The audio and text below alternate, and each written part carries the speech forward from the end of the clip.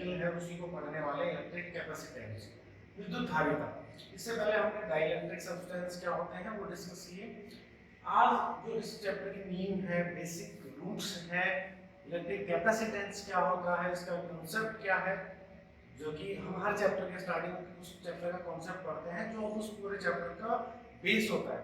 Exactly हम वही पढ़ने वाले हैं कि इलेक्ट्रिक कैपेसिटेंस का मतलब क्या है, राइट। तो देखिए, इसको समझने से पहले मैं आपको एक एग्जांपल के माध्यम से बताता हूँ।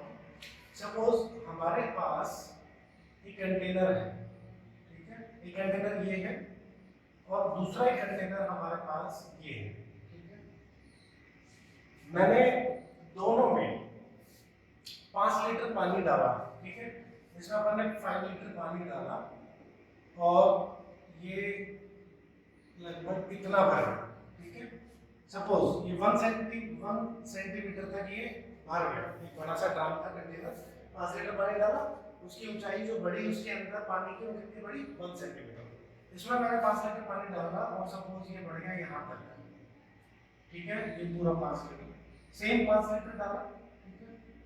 इसकी जो ऊंचाई बढ़ी वो बढ़ी 5 सेंटीमीटर, ठीक है।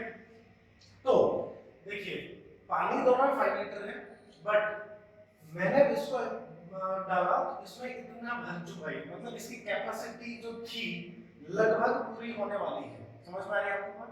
यहाँ पर 5 लीटर डाला लेकिन अभी सिर्फ इतना ही भरा, ठीक है, मतलब इसकी और कैपेसिटी बाकी है कि इसके अंदर आंसर है हाँ बहुत सारी बाकी है। आपको दोनों को देखने से पता लग रहा है किस कंटेनर के अंदर ज्यादा पानी आएगा, तो आंसर है इसके अंदर बहुत ज्यादा आएगा और इसमें कम आएगा। तो मतलब पानी को रखने की कैपेसिटी, पानी कंटेन करने की कैपेसिटी किसके पास ज्यादा है, तो आंसर इसके पास ज्यादा है, इसकी कैपेसिटी ज्यादा है, ठीक है। अभी हम कैपेसिटी वर्ड पे आए हैं, ठीक है, उसी को समझे बस। तो देखिए, अब आती है बात कि मैं एक चीज देखूं कि मैंने अगर इसमें 1 सेंटीमीटर हाइट बढ़ाने के लिए कितना पानी यूज किया, यहाँ पर हम लिख लेते हैं 1 सेंटीमीटर हाइट इंक्रीज करने के लिए वी नीड 5 लीटर वाटर, ठीक है। यहाँ पर 5 सेंटीमीटर, अब 1 सेंटीमीटर के लिए कितना पानी चाहिए, यहाँ पे 1 सेंटीमीटर के लिए कितना लग गया, 5 लीटर में 1 सेंटीमीटर में 1 लीटर आएगा क्योंकि 5 सेंटीमीटर 5 लीटर आएगा। तो यहाँ पर भी 1 सेंटीमीटर के लिए इंक्रीज हाइट करने के लिए, बढ़ाने के लिए कितना पानी चाहिए, तो आंसर है 1 लीटर। ओके, अब आते हैं पोटेंशियल की तरफ, ये सॉरी कैपेसिटेंस की तरफ, सॉरी कैपेसिटेंस हम पढ़ने वाले हैं, इसकी तरफ आते हैं। What is the mean bye capacitance, ठीक है। तो जब हम किसी भी कंडक्टर को चार्ज देते हैं, ठीक है, सपोज ये कंडक्टर है, इसको हम चार्ज देते जा रहे हैं, ठीक है। तो किसी भी ऑब्जेक्ट की या किसी कंडक्टर की एक कैपेसिटी होती है कि चार्ज को हम दिए जा रहे हैं, दिए जा रहे हैं, दिए जा रहे हैं चार्ज। तो ऐसा है क्या कि वो इनफाइनाइट चार्ज ले सकता है या एक लिमिट तक लेगा फिर आगे चार्ज नहीं लेगा। तो आंसर है कि वो एक लिमिट तक चार्ज को लेगा, अपने ऊपर रखेगा, उसके बाद वो चार्ज को कैपेसिटी वो कैरी नहीं कर सकता, एक लिमिट है, उसकी कैपेसिटी है। उस कैपेसिटी का नाम है capacitance, that is called electric capacitance या विद्युत धारिता, धारण करने की जो क्षमता है उसको ही कहते हैं। तो उसको समझने के लिए देखिए, हमने सपोज पहले तो हम इस चीज को समझते हैं कि वो कैपेसिटी तक ही चार्ज क्यों ले सकता है। सपोज ये इसको हम चार्ज दिए जा रहे हैं, सपोज पॉजिटिव चार्ज आप इसको दिए जा रहे हो, ठीक है, इसमें पूरे में पॉजिटिव चार्ज ये ऐसे फैलता जा रहा है, आप और देते जा रहे हैं, ठीक है। इसके चारों ओर, अब समझिए तरीका, इसके चारों ओर सपोज मीडियम है, अपन एयर की बात कर लेते हैं। अब देखिए, अब ये जो चार्ज हम इसको देते हैं, क्या ये चार्ज बदल मीडियम में चला जाता है क्या, तो आंसर नहीं। एयर जो है वो बेड कंडक्टर है, हम सब जानते हैं, कुछ अलग है। तो लेकिन एयर के जो हम एक चीज समझ सकते हैं कि वहां मॉलिक्यूल जो है उसके प्लस माइनस जो उसमें सेंटर होंगे उसके पास, मॉलिक्यूल के पास, तो यहाँ के जो प्लस है इस सरफेस के, वो उस पे चार्ज इंक्रीज करते जा रहे हैं, बट इनके बीच में प्लस माइनस के बीच में अट्रैक्शन फोर्स है वो ज्यादा है, इसलिए ये इस प्लस इस माइनस को अट्रैक्ट नहीं कर पाता, ये इस प्लस को रिपेल नहीं कर पाता। लेकिन एक लिमिट तक जब वो चार्ज देते जाएंगे, जब ज्यादा चार्ज उसको मिल जाएगा तो यहाँ पर हम जानते हैं सरफेस चार्ज डेंसिटी ज्यादा हो जाएगी, तो ये वाले प्लस जो है इस माइनस को अट्रैक्ट करेंगे, इस प्लस को रिपेल करेंगे, और ये प्लस जो है मैंने सपोज यहाँ पर 10 कूलम आपने चार्ज दे दिया और उसके बाद इसकी कैपेसिटी नहीं है या ये उस स्तर पर पहुंच गया कि ये एयर पार्टिकल को क्या कर सके, आयोनाइज करा दे। आयोनाइज का मतलब प्लस अलग माइनस अलग आयनिक कर दे। तो जैसे ही मैंने नेक्स्ट चार्ज दिया एक प्लस का, जैसे ही प्लस चार्ज बढ़ा इसके पास इतनी अट्रैक्शन पावर आ गई कि ये इसको माइनस को खींचता है, प्लस जैसे ही प्लस माइनस को खींचता है कि ये क्या हो गए, न्यूट्रलाइज, प्लस माइनस मिलकर नेट चार्ज 0, तो ये प्लस माइनस न्यूट्रलाइज हो गए। अब यहाँ एयर में क्या बच गया, आंसर 1 प्लस बच गया, राइट। फिर मैंने 1 प्लस को दिया, जैसे ही प्लस दिया फिर से इस पे डेंसिटी बढ़ी, 1 प्लस दूसरे एयर के माइनस के साथ न्यूट्रलाइज हो गया, फिर एयर के पास फिर क्या बच गया, प्लस। तो आप एक चीज आप ये तो प्रोसेस था। अब वैसे बार-बार से मोटे रूप से देखेंगे कि एक लिमिट के बाद मैं जितने प्लस देते जा रहा हूँ उतने ही प्लस बाहर निकल रहे हैं, ये कह सकते हैं, अदरवाइज ये कह सकते हैं बाहर क्रिएट होते जा रहे हैं। समझ में आ रही है? जितने प्लस दिए ये प्लस जितना देते माइनस के साथ रिएक्शन करके न्यूट्रलाइज होगा और बाहर एक प्लस बन जाएगा। तो आप कुछ यूं कह सकते हैं जितने प्लस दोगे यहाँ से बाहर निकल जाते हैं, है ना, दिख रहा है आपको। तो एक लिमिट तक ही क्या हो सकता है, ये कोई भी कंडक्टर चार्ज को ग्रहण कर सकता है, एक्सेप्ट कर सकता है, उसके बाद मीडियम के साथ वो क्या करता है, आयनाइजेशन करता है, या आयनाइजेशन होना स्टार्ट हो जाता है मीडियम में। वो पहले शुरू में क्यों नहीं होता, बिकॉज शुरू में जो डेंसिटी है उतनी ज्यादा नहीं होती चार्जेस की, जहां तक उसकी कैपेसिटी है तब तक वो करेगा। हालांकि ये आयनाइजेशन है वो मीडियम पर भी निर्भर करता है, हो सकता है कि कोई ऐसा मीडियम हो जो बहुत ज्यादा चार्ज आने के बाद आयनाइज होगा, तो ये ज्यादा चार्ज को रख सकेगा अपने पास। जब कोई ऐसा मीडियम हो जो जल्दी कम डेंसिटी पर भी आयनाइज हो जाएगा तो उसकी कैपेसिटी कम होगी। वो हम आगे भी उस चीज को देखेंगे कि जो कैपेसिटेंस है वो निर्भर करेगा बाहर मीडियम कौन है। तो अभी भी हम समझ गए कि बाहर जैसा मीडियम होगा उस हिसाब से चार्ज रुकेगा।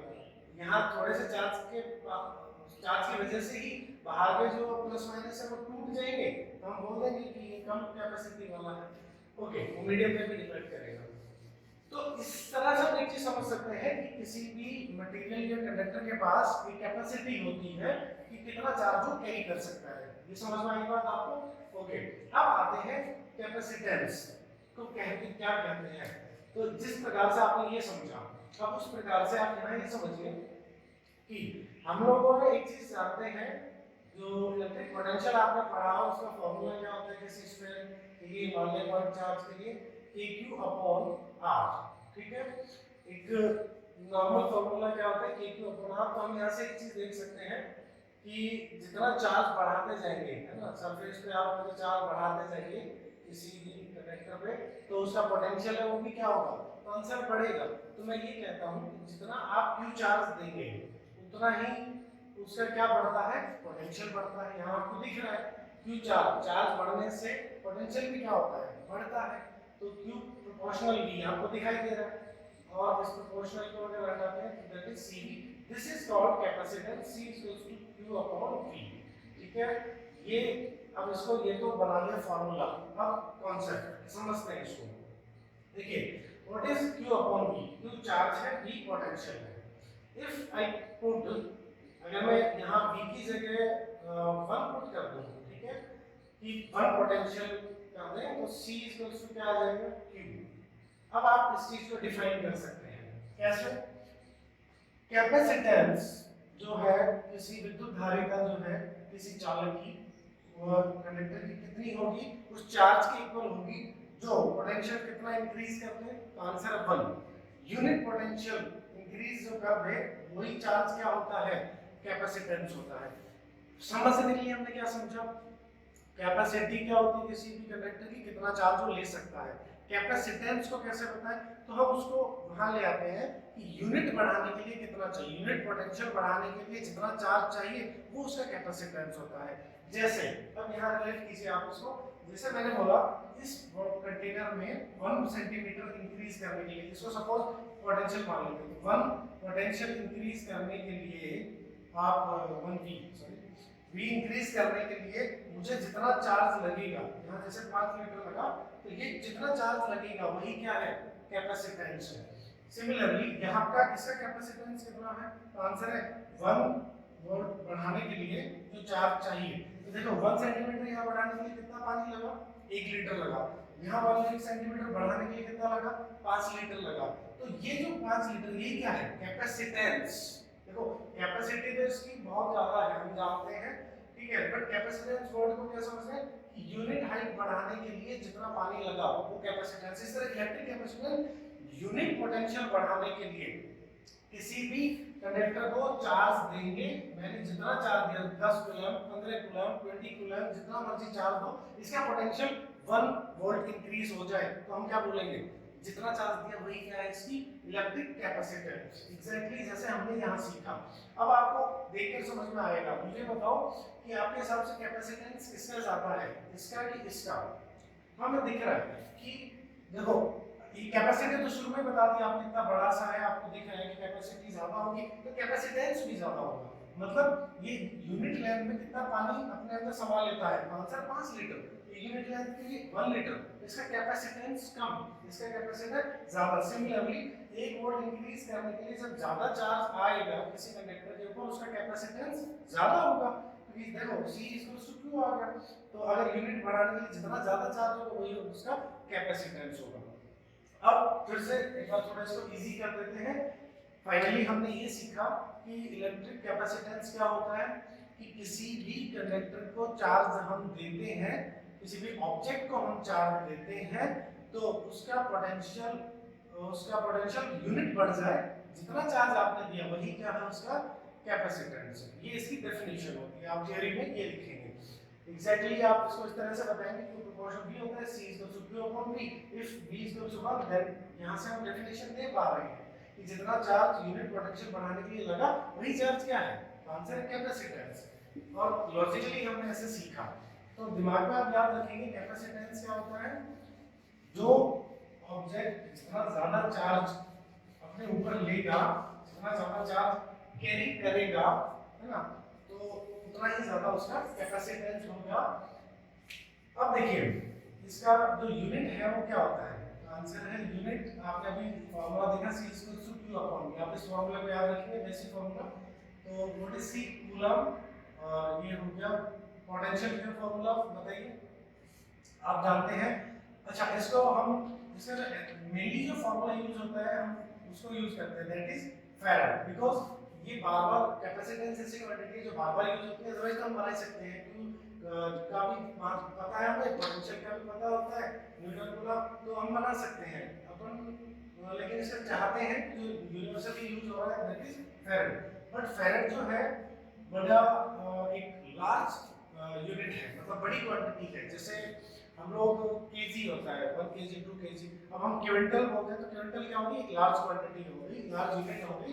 तो इसी तरह फैराड जो है एक लार्ज यूनिट है, तो इसकी छोटी यूनिट भी यूज करते हैं। जैसे आपको लिखा मिले 1 microfarad, what is the mean by 1 microfarad, 10⁻⁻6 farad, right. Pico इससे और छोटा हो जाएगा 10⁻⁹ फैराड, ठीक है। इस प्रकार से हम लोग सॉरी नैनो माइक्रोफैराड, उसके बाद पिको आएगा 10⁻⁻12 फैराड। तो इस प्रकार से छोटी यूनिट्स में हम यूज करेंगे इसमें। तो यूनिट हो गया। डायमेंशन की बात कर लेते हैं, ठीक है।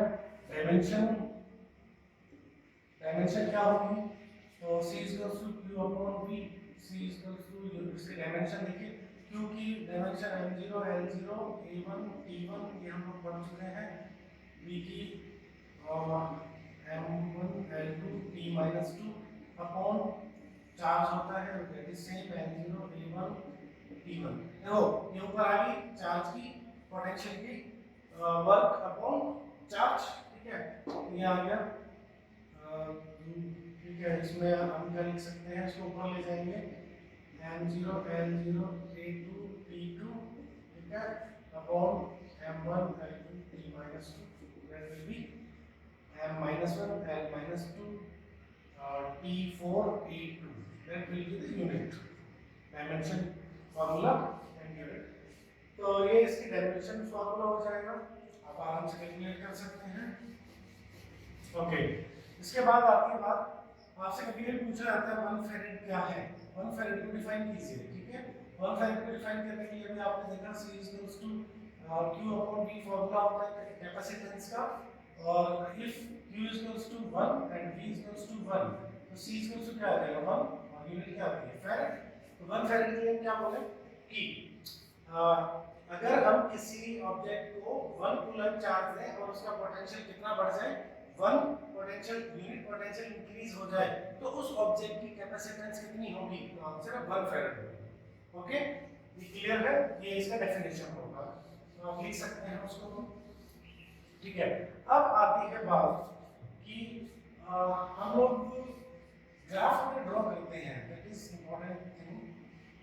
मैं अगर सपोज Q एंड V के बीच में ग्राफ ड्रॉ करता हूं तो अभी एग्जैक्टली थोड़ी देर पहले मैं बताया कि चार्ज देने से पोटेंशियल बढ़ता है तो Q प्रोपोर्शनल V होता है, इसके बीच में जो लाइन बनेगी वो स्ट्रेट लाइन बनेगी।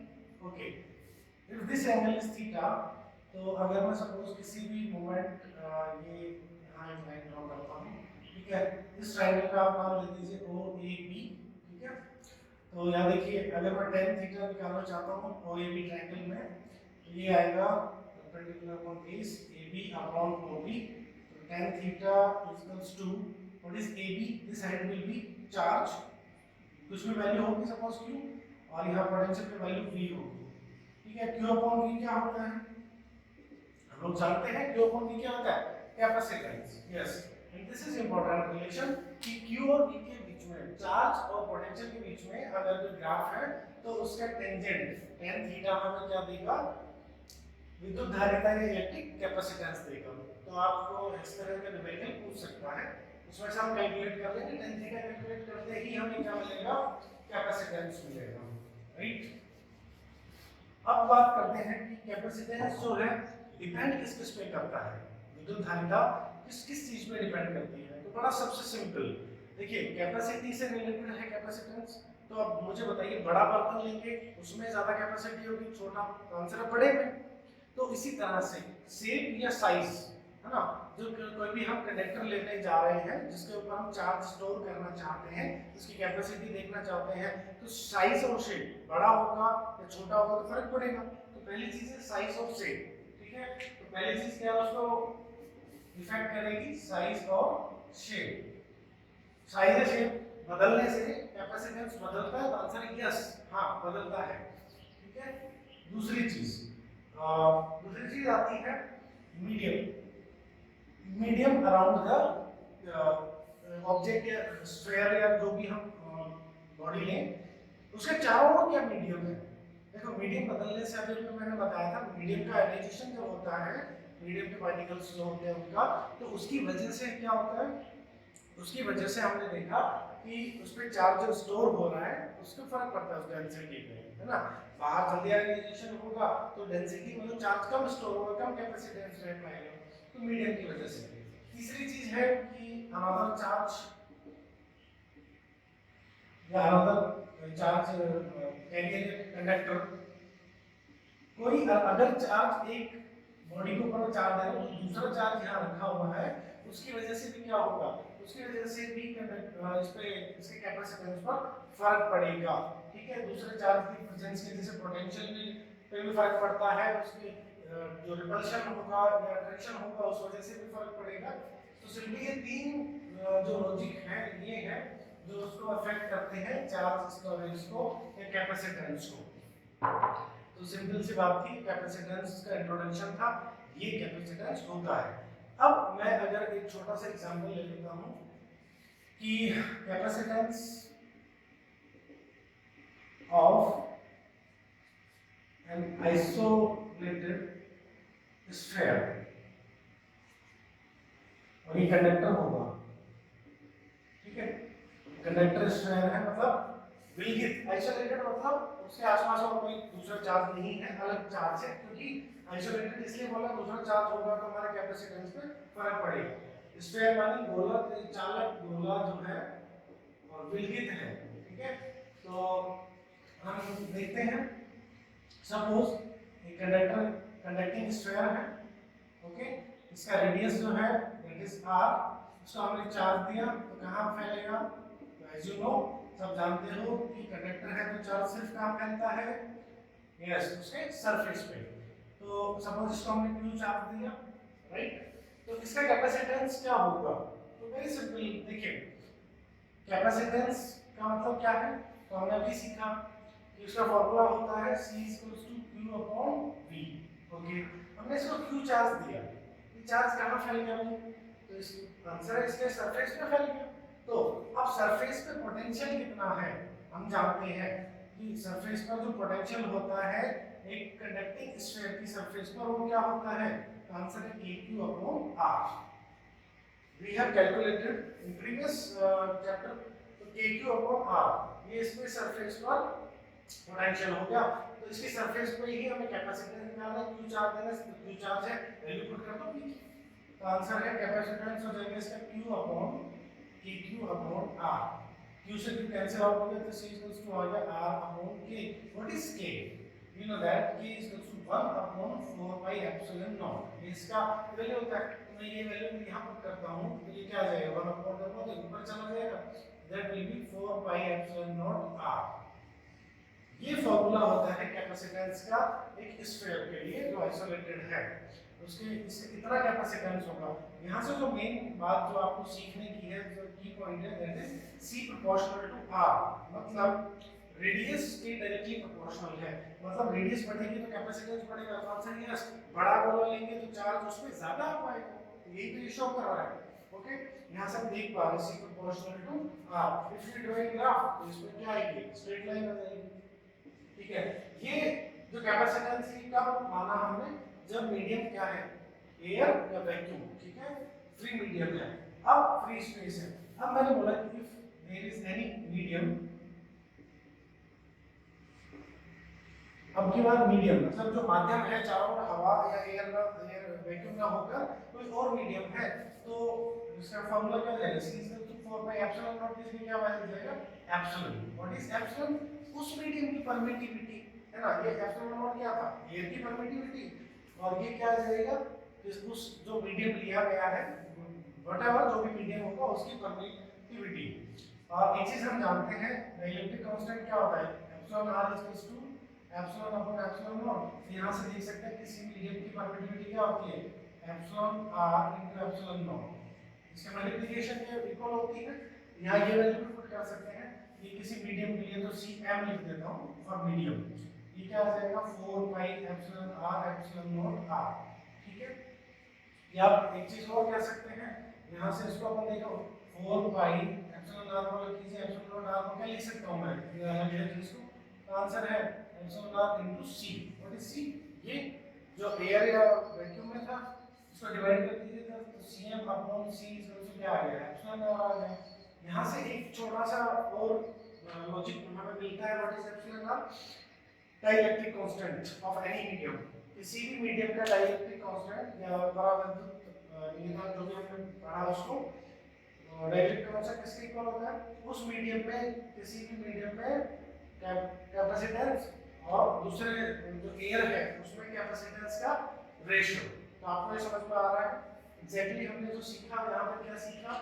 इसी प्रोपोर्शनल क्या होता है, आर क्या होता है, सही इसके डायरेक्टली प्रोपोर्शनल होता है। ये थोड़ा सा हमने आगे जाके थोड़ी एक्सरसाइज कर ली इसके अंदर। ओके, इस पे डिपेंडेंट एक छोटा सा क्वेश्चन आपको प्रैक्टिस के लिए कराता हूँ, बड़ा फेमस है कि अर्थ जो है उसको आप एक स्फीयर मान लीजिए आइसोलेटेड, और उसका कैपेसिटेंस कैलकुलेट कीजिए। फिर से अर्थ जो है, धरती जो है, पृथ्वी, उसको एक आप आइसोलेटेड मतलब गोला मान लीजिए, स्फीयर मान लीजिए, उसका कैपेसिटेंस कैलकुलेट कीजिए। तो सबसे पहली बात है अर्थ का जो रेडियस है वो कितना होता है, तो हम सबको याद होना चाहिए 6400 किलोमीटर, या इसको हम मीटर में चेंज करें तो into 1000 it will be 6.4 into 10⁶ metre. ठीक है, ये रेडियस आ गई किसकी? अर्थ की रेडियस। आपको याद नहीं है तो यू हैव टू रिमेंबर। अब कैपेसिटेंस क्या होता है? तो अगर हमने गोला ही माना है तो 4 पाई एप्सिलॉन नॉट r, ये होता है फॉर्मूला। या हम एक चीज जानते हैं, इसको मैं ऐसे लिख दूं r upon 1 upon 4 pi epsilon not. क्यों 1 अपॉन 4 पाई एप्सिलॉन नॉट? ये k होता है, स्मॉल k, और उसकी वैल्यू हमें याद होती है। r की वैल्यू पता है, t की वैल्यू पता लगी, तो R की वैल्यू क्या दी हुई है 6.4 into 10⁻6 upon what is 1 upon 4 pi epsilon, तो आंसर है 9 into 10⁻9, राइट। और इसको आप अगर कैलकुलेट करेंगे, इसको हटाते हैं 10 हो जाएगा 64/9, ये आएगा 7, ठीक है 0.11 और ये 10 ऊपर चला जाएगा into 10⁻⁻4, ठीक है। ये इतना व्हाट इज इतना फैराड, और मैं इसको अगर 2 पॉइंट्स को हटाता हूं तो इसको ऐसे लिख सकते हैं 7 × 10⁻�6 माइक्रोफैराड, ठीक है। ये इसका आंसर होगा कि अर्थ का कैपेसिटेंस कितना होता है, राइट। तो ये आप लोगों के लिए आज की क्लास थी कैपेसिटेंस से रिलेटेड। कोई भी आपको डाउट है तो जरूर पूछिए, कमेंट बॉक्स में डालिए, मुझे मैसेज कीजिए। Thank you.